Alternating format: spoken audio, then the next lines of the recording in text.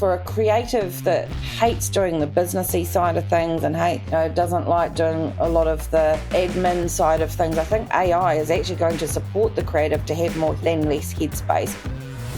You're listening to With AI FM. Hi everyone, welcome to Creators with AI. I'm your host, Lena Robinson, and today I am going to be doing something very different. We had a little bit of a scheduling issue and one of my podcast guests couldn't turn up today, so I've decided to interview myself, Lena Robinson, the creative. So it could be interesting, it could be weird, and Dave might have a very interesting time editing this today. So let's see how this goes. So Lena, can you tell us a little bit about yourself, your background and why you're meant to be on here? Well, thanks, Lena, for having me on today. Just seem a bit weird interviewing myself and me talking to you, but anyway, it's going to be an interesting podcast. So creativity is something that's always been in me. Both my parents are quite creative, both in their thinking, their view on the world, and in their output as well. So I think on previous episodes we've talked about the fact that my father did his degree in art history and anthropology, and the way that his creativity came out was in things like played the guitar, played in bands when he was younger. He did a lot of garden design in the landscaping business that he and my mother ran for a long time. He still builds everything. He's a craftsman. He can build furniture and create things. And so that creativity is huge in him. It's always also huge in my mother. So she executes it in things like she does photography, and she always trained as a florist, so she still to this day in her 70s will volunteer to do flowers for people in her church and so forth. So that creativity and the people that my parents had around them was naturally something that rubbed off on me. They had a lot of musicians and people like that, artists, very creative, what I call the hippy-dippy, squiggly-brained, arty-farty types, which is wonderful. It impacted me. I'm a natural creative thinker as well as creative in the fact that I learned how to do photography at school back in the days when it was still dark rooms and cameras and film, which I do really love. I weirdly still have some undeveloped black and white film in my fridge. It's meant to be kept in the fridge, for those of you who don't know, because it's got gel on. It's made from gel, so that's why it's kept in the fridge. And I still do photography today. I have an Instagram account that I set up for myself called Floralicious, and we'll put it in the notes down further. And what that is purely for me is an outlet of creativity. It's that ability to be able to walk out into the world. It's all plants and flowers and what's happening on the outside. And it's a really amazing outlet for me, and it gives me calm and some beautiful sort of mental health and wellness and mindfulness things. So that creativity has always been there. I paint and I draw. My favourite medium to draw in is pastel. And I don't know why, but I think it's because I like that connection. And I've worked in the creative industry for a really, really long time. So I've had to think very creatively. I've had to understand editing of videos when we're producing film, and I've had to understand the creative briefs and things like that, which are, you can get those wrong quite a lot of the time. So there's that element that I've been surrounded by some of the most amazing creative minds around the globe, actually, both as strategists, creative strategists, and also as designers and illustrators and 3D designers and printers and copywriters. And so I've been really lucky to have been in that world and dabbled in lots of those areas. And then the other area that my creativity comes out is my interaction with my amazing artists. Shout out to all you guys at the FTSQ Gallery. We'll put the FTSQ Gallery down there as well. And so I interact with and have to, I have to choose the art that I choose to have on the website. I have to understand what I'm looking at. And it's a learning process, and I'm thoroughly enjoying it. And when it comes to technology, I have always been an early adopter. Would always have the first phones, would always try and get online and do the latest things. I'm 51, so I've lived in that world of sort of pre-internet and post-internet and, technology. Back in my school days, I remember the Xerox machine was one that you wound, and they'd get us kids to come in and do that for us, the office ladies. So I've lived in both camps, which in some ways you'd think there would be a little bit of fear around it. I'm a very curious person. I know that we've talked about curiosity quite a lot in some of the previous, I think Ben was talking about it just recently in our Ben Southworth in our recent conversation on the podcast. And I think being curious is really key to everything. So that's my background when it comes to creativity. I'm assuming we'll have a bit of a chat about the AI connection in a minute. That's a really interesting background, Lena. I think today will be, I'm not sure if it's going to be a conversation because it's difficult to talk to yourself, but, well, mind you, I do that quite a lot. But the question I would really like to ask, because it sort of brings up a really interesting question that we've started asking some of our other guests, is view of creativity. Like, how would you describe creativity? That is a really it's an interesting question. It's both simple and complex.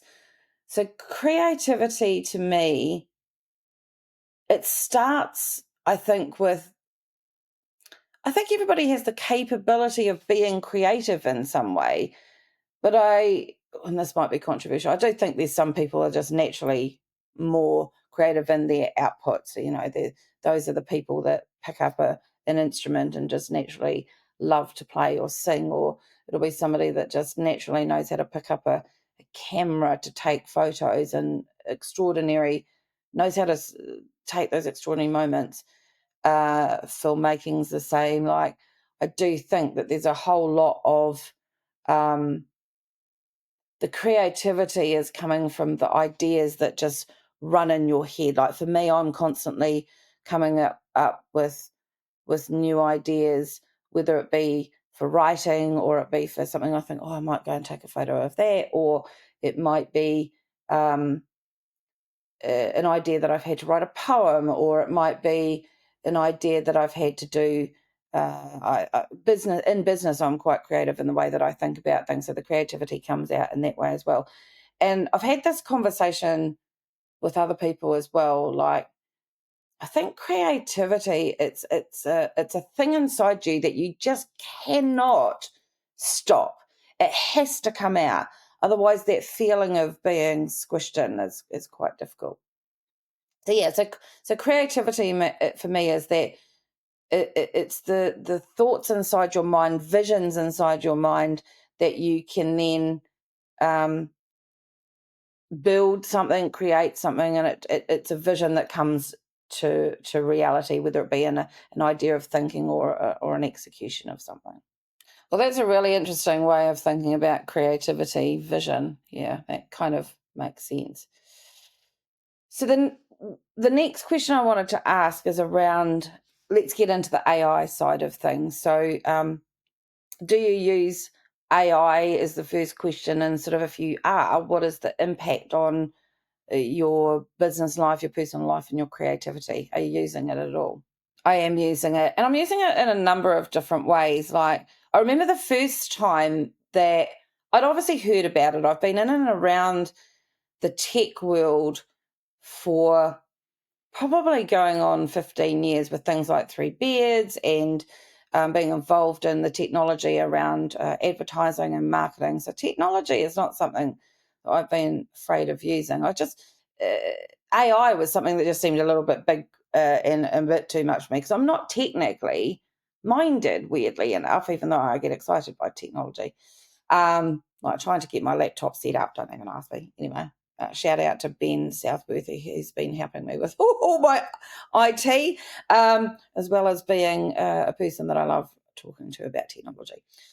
When it comes to AI, my first interaction with it was actually Oscar Mitchell Higgs, who is one of my fine artists that I work with. He also is a long-term friend, but he also happens to be the person that we had on a few episodes back, who's an artist. And we were sitting at... I can't even remember where we were sitting. It was in Shoreditch somewhere, Shoreditch Hotel, I think, or whatever it's called, 100 Shoreditch, I think. And he was saying, he was telling me what he was doing with, looking at AI and everything, and he showed me the very first iterations of ChatGPT when it had first been put out into the big wide world, and he'd obviously been playing with it, and he said, what should we put in to sort of, what should we put in? And at the time I thought, here's a good idea. I said, what would it do? Because I really wanted to test it.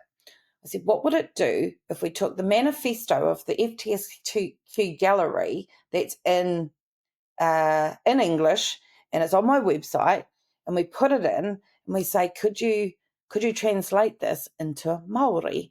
Because I am from New Zealand. My mum is Maori and Scottish, and it's part of my heritage. And I also knew that Maori is not it's still not a language that a lot of people know anything about. So I thought, let's test this little machine thing. So we put it in, and it came out with the most amazing translation into Maori. So that got me sort of kind of excited. So I went home that night, probably about 10 o'clock at night, and I set up my own account. And it sat there for a wee while. I didn't really do much with it. And of course, we all know that AI is in the background been on lots of different things. It's driving chatbots. So there's clearly been some interaction on my part with AI. But what I wasn't afraid to do, and this is what I say, I would advise everybody, listeners that haven't got into it yet, whether you're artists or creatives, go have a play. And I know that's something that Ben and I and lots of the other people have talked about as well. I wasn't afraid to have a play. And so I gave it some really simple prompts initially, right? And I started talking to people about how they were using it. And as some of you well know, I've had some health issues the last few years and neurological stuff. And what sometimes happens when I get really, really tired, or I've had a bad night with my sleep apnea, and my brain just is not working, sometimes I need a little bit of a helping hand, because I'll struggle. I'm a good writer. I've been doing it for decades, for brand and positioning and writing copy and all that kind of thing. But when I have a bad day and the brain's not working, I kind of need something. Like, I can get it so far, but you're just feeling that instinct. Writers out there will know what I mean. You get that instinct if it's just something's just not quite right with it. And so what I did is I'd got something to sort of probably 80 to 90% right. And I gave it a prompt. I loaded in the existing document that I'd written. I said, I really need your help just to craft this a little bit more. Help me edit it, make it sound. So I told it to do what tone it needed to be in. Because I understood, having read a bit about AI, that we need to educate it as we go in. So I said, you need to do it in this tone of voice. You need to, maybe make it to 3/4 of the length it currently is, punch it up a bit, and it needs to fit into a document. And I fed in an existing document that this piece of copy needed to fit into. I said, it needs to fit into this space within this document. So it sort of needs to fit. Part of me at the time thought, is this cheating? But actually, if you're working in magazines, which I have done in the past, you will, as a journalist, will often get things to a certain point, and then they go and work with an editor, and the editor will help craft it to the nth degree. And I kind of started treating it like an editor. So I stuck it in, and it threw out 2 paragraphs, cut down to the right length, and it had nailed it in one go. So that got me thinking of like, what else can I do? So I will do things like, I use it for a lot of research. I love research, but it's time consuming, and I love insights. I think insights are amazing. I got taught that throughout my agency career, that insights will often drive creative thinking and ideas and thoughts, because you understand audience, and you if you understand your audience, then you will, and you have an insight, then you're more likely to land what you're creating. So I've been playing. I've used it to, like today, I wanted to have an idea, come up with an idea of like, oh God, I've got no person coming on today as a guest. What am I going to do? So I said, I wrote a prompt, and there is an art of prompt, and I know Tom Morley has talked about the art of the prompt quite a bit, and I've sort of taken that on. There is an art to the prompt, possibly an idea for another show, anyway, for another day. And then what I prompted it to do is I said, right, I'm the host of Creatives with AI. We've had a guest drop out. I'm going to interview myself. Give me some ideas of what I could do. So hence why we've got what we've got today. So that was really helpful, just for idea generation, for example. But then I've also done things like, in my consultancy, I have a lot of tools and documents and templates that I have created. And I had created a research document in how to research different organisations when you're doing things from a new business perspective. What will often come out, and I had a methodology, so this is the cool thing, human methodology from me that I'd created and I've been using for over a decade, loaded that in. The template is not just a template with blanks, it's got questions that if I send it to somebody, they can help fill in their own documents. So it's a tool that is able to be interacted by a human. I thought, wonder what it'll do as AI interacting with it to create the two things I've done actually. One was audience profile, which it does brilliantly, and the other one was I fed in a document to research a particular organisation. And when I did that, because I've got the questions and I've also got prompts in it of like, oh, you could go find it here and you could go find it here within the document, not even in the prompt. It went away and it did a reasonably good job in microseconds, which would normally probably take me at least 5 or 6 hours to do the in-depth research that I would often do for doing pitch work and so forth. And it did it in seconds and it absolutely nailed it. So I am using it here and there, predominantly for idea generation and for doing the grunt work. What it's not doing is taking away anything from my capability and my creativity and my thinking. I have tried it with, this is purely just ChatGPT. Again, put that in the notes. I have tried it with images, or it gets it wrong, really badly wrong. Like it's down to my prompting. I get that, but yeah, no. Definitely need another thing, not ChatGPT. So I should be my Tom would be going Midjourney and blah blah blah. So yeah, he's absolutely right. I would be using Midjourney. So I haven't been using the right tool for a start. But it was kind of funny. But it came out dark, really dark, like not dark in color, but it was dark in color as well. But dark in, it was almost like propaganda-ish. It was weird. It's like, yep, don't like that because I'm as far from propaganda-ish as you can possibly guess. So yeah, not a fan of ChatGPT's approach to imagery yet.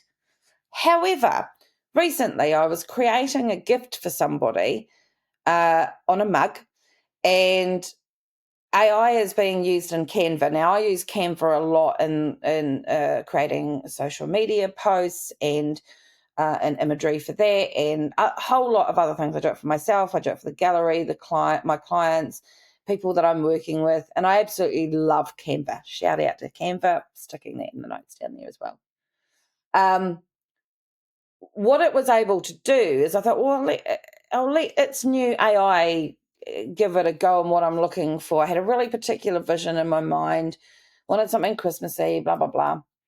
You gave it a few other prompts. It came out with 4 different ideas, which I wasn't expecting. I was expecting it to just come up with one. It came out with 4 ideas.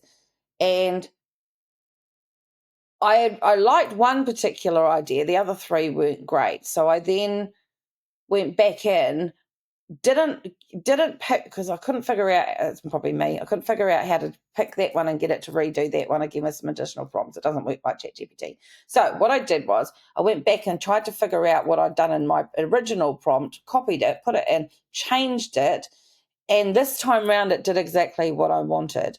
So going back to, it's just a tool. It's not, I can't illustrate. I'm not an illustrator. I can't do things like that. So, well, I probably could if I took 10 million hours, but I don't have that kind of time. So, and within, 10 minutes, I'd actually come up with something, giving me something that I could then put on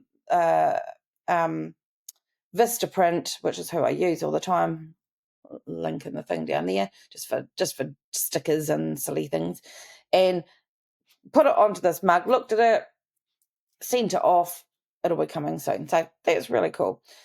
So all in all, my feeling on the impact of AI in my life has been positive. I think it's got a long way to go.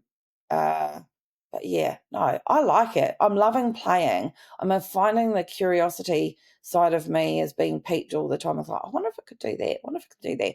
So collaboration for me, and the impact is very, very positive. I'm looking forward to seeing where it goes.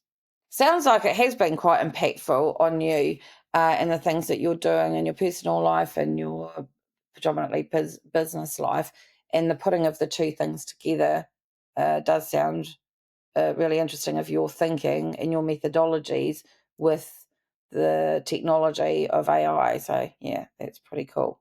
Which leads me on to the next question then. I think you started to allude to it, is it'll be really interesting to understand what you think AI is going to be doing in 3 to 5 years' time in your perspective. Good question. I think it's moving so fast. And I think everybody I talk to, it's like ridiculously, everything's moving so fast with AI. I think what will happen, and I saw this happen with the internet as well and social media, and, I'm old enough to have seen all those things come into play from a work perspective, is that I think people will start to play a bit more. I think the fear will drop, and that's something I want to talk about actually, is fear will always get in the way of things moving to the next phase. I think there's a lot of, because of a lack of understanding, there is a lot of fear out there around, particularly from creatives, of is their creativity going to be taken away? Are their jobs going to be taken away? I think in the next 3 to 5 years, AI will impact, but it's not going to take away the fact that at the end of the day, the vision is the thing that the humans bring to the table, in my opinion. And I think that there's going to be probably a whole lot of fine artists that are not going to go anywhere near AI. And I'm really, from a creative perspective, and I'm really happy with it, because I love fine art.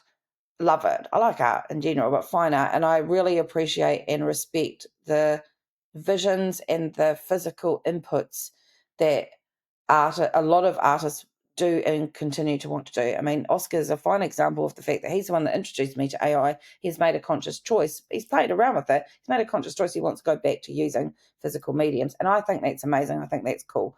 I'm really hoping that the fear of AI will start to dissipate in the next 3 to 5 years, because I think for a creative that hates doing the businessy side of things and doesn't like doing a lot of the admin side of things, I think AI is actually going to support the creative to have more headspace than less headspace, no matter what that creative does, whether they're filmmakers and like using video, or they're photographers, or they are fine artists, or they're musicians, or what have you. I think if a lot of the crappy stuff that they really don't like working with is taken away with AI being brought into their lives, I think that's going to be quite a turning point. I think there's going to be a next generation coming through in the next 3 to 5 years that AI is not even a question. There's no fear there at all. And I do think the biggest thing that I think will happen in the next 3 to 5 years that will dissipate is fear. And I think that's actually a really good thing. And I think what nobody has to worry, I think, and this is a personal opinion, I don't think we need to worry about it's an either or. It's not humans or machine. I think it's how does humans and machine work well together. Fear, that's a really interesting area of discussion that we've not gone into very much on this podcast. So thank you for bringing that up. I think it's an important one. It brings us on to the next question I usually ask people, which is around what do they see AI doing in the next 10 plus years. 10 years. I mean, it seems like a decade, seems so far away, but actually I just look back on the last 10 years, it's just zipped by. Getting older. I think in 10 years, AI will just be here. I mean, it already is, but there's still a lot of toying and what have you. I think AI will have settled. We saw it with the internet. We saw it with social media. There's excitement comes up with new technology, which is what's happening now, and fear. And then you get this sort of transition period, which I think is the 3 to 5 year period. Then in 10 years' time, I don't think there'll be any fear. I think there'll be people that decide to use it or not use it, but hopefully by that point it won't be out of fear. I think there'll be a whole lot of organisations that'll have to readjust their policies, the way they work, the way that they are trusting their employees to use it. I think there's still a whole lot of dread around, both from both sides around the workplace, but I think hopefully that will have settled in. There'll be reasonable policies in place inside of organisations of when they should be using it, when you shouldn't. Maybe there's not. I mean, I personally would not stop anybody using it at all, except for doing anything morally not right, in my view. But I think in 10 years' time, the simple answer is I think it will have settled. Yeah, I think you might be right. I think the settlement point of it and hopefully the fear, agreed. I think that would be really good if that's kind of disappeared and we'll just get in with it. There will be adjustments, always is, with new eras in the world. But humans are flexible and they adjust. I love the fact that my parents are playing around on iPads and they're, love Wikipedia and researching that and using Google. And I'm determined I'm going to get my parents onto using ChatGPT. That's the next thing. That'd be quite funny. Anyway, so the next and final question, well, it's not a question actually. In fact, it's not final. The next bit that I want to do is, if fear is one of the challenges that we've got out there, I want to propose a challenge to our listeners. Here's the challenge, and I haven't asked Dave about this. Surprise, Dave!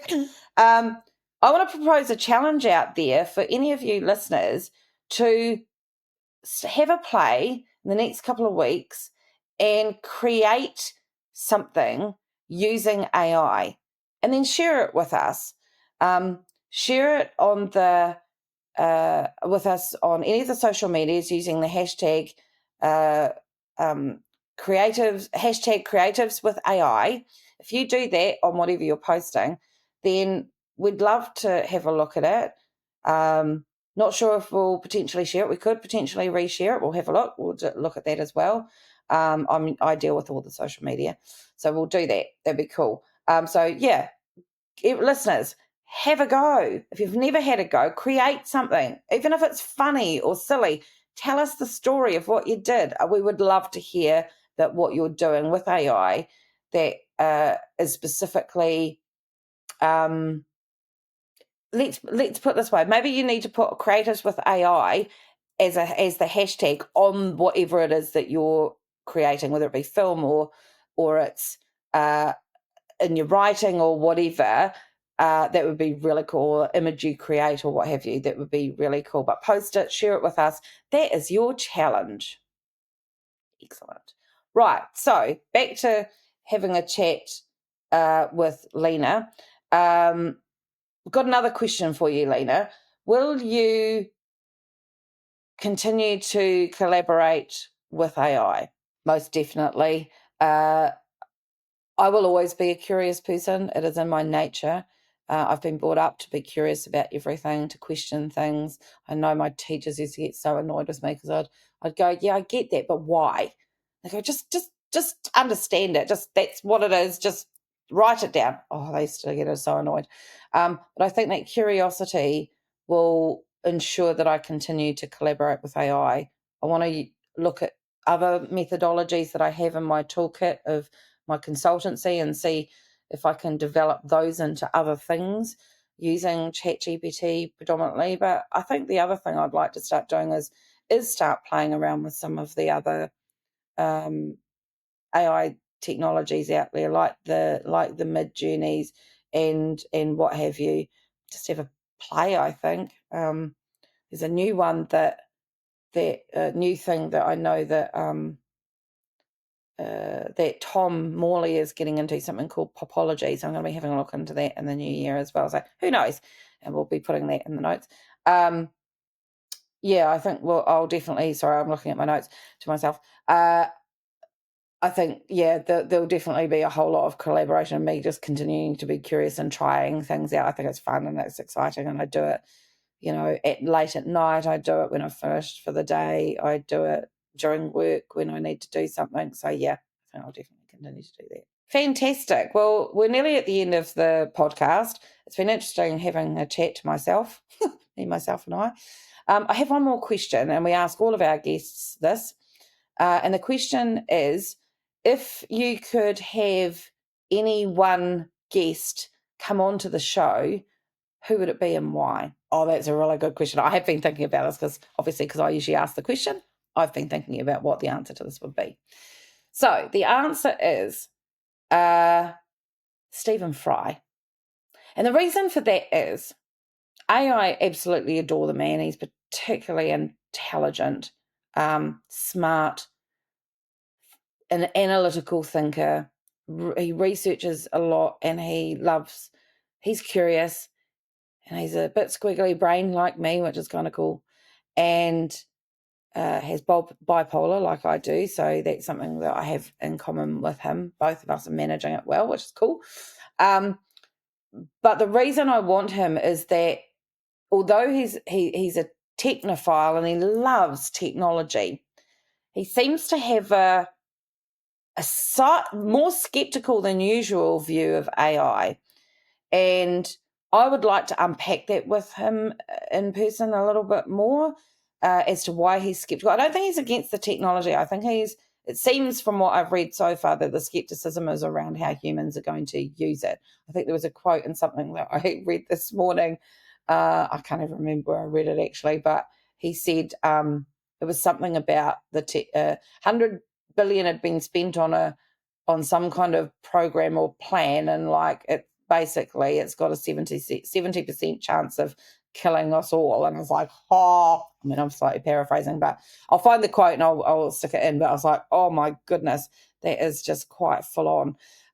I would really like to have a conversation with him about that. So yeah, that's pretty much Stephen Fry. That's what I'd like to see on here. Well, Lena, it's been an interesting conversation talking to myself. Thank you for coming on board. You're welcome. I'm not even going to get Dave to cut that one. I'm clearly talking to myself in this bit. So yeah, I would like to say thank you to myself, and for everybody out there, for all of our listeners, stay curious, go have a play, definitely jump up to the challenge that we've just put out to you. Again, putting it up on social medias or send it to us. We'll put the notes down in there how you can do that using hashtag creators with AI on any of the social media. So yeah, thank you everybody for listening, and stay curious.